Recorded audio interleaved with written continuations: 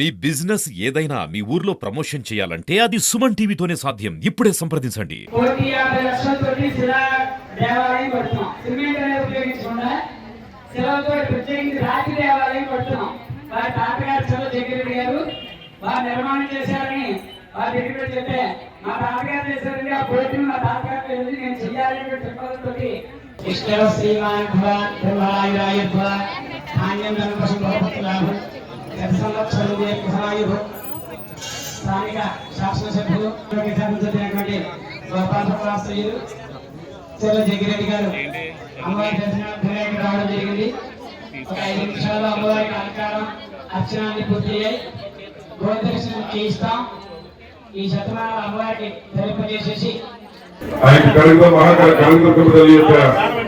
ఆలయ విగ్రహ ప్రతిష్ఠ కార్యక్రమంలో పాల్గొంచుకోవడం నా అదృష్టంగా పూర్వం సుకృతంగా భావిస్తున్నా. అలాగే నాతో పాటించినటువంటి సీని గారు కానీ స్థానిక సర్పంచ్ గారు అలాగే స్థానిక శ్రీలక్ష్మి గారు కానీ ఇంకా ఉన్నటువంటి స్థానిక నాయకులు కానీ నాతో పాటు ఇచ్చిన నాయకులు కానీ మరి ముఖ్యంగా ఈ మంచి కార్యక్రమంలో మరి పూజా కార్యక్రమం నిర్వహిస్తున్నటువంటి మరి గ్రామస్తులు తప్పదందరికీ నమస్కారం తెలియజేస్తున్నాం. అలాగే మా బ్రాహ్మణోత్తములు మా గోపాలపురం వస్తుంది. ఆయన కూడా చాలా ప్రాంతాల్లో మరి మన నైవేశాలలో కూడా ఎక్కడ జరగినటువంటి విధంగా పూజా కార్యక్రమాలు చేసి వచ్చినటువంటి పండితులైనా మా గ్రామస్తులే వారికి అలాగే బ్రాహ్మణోత్వం అందరికీ కూడా నమస్కారం తెలియజేస్తున్నాం.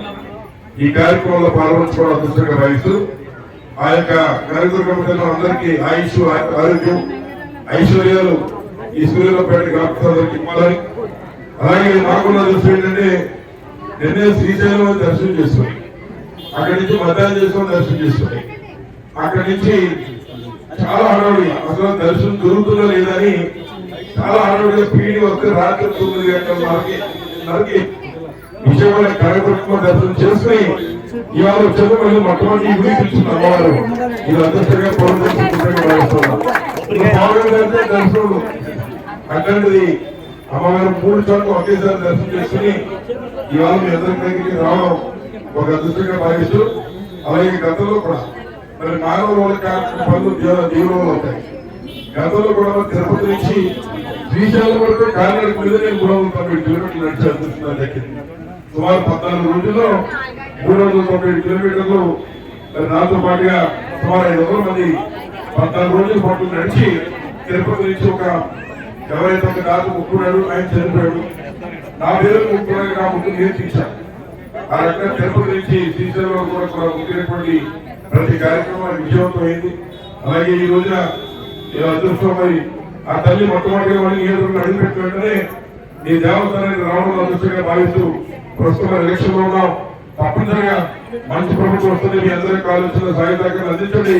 మళ్ళీ మా ప్రభుత్వం వచ్చిన వెంటనే నా యొక్క ముందు సాయంగా మరి గతంలో ఈ యొక్క ఆలయానికి రాలేకపోయాం. సుమారు మన నియోజకవర్గంలో మరి 60 దేవస్థానాలకి 15 లక్షల చొప్పున మంజూరు చేసిచ్చాం.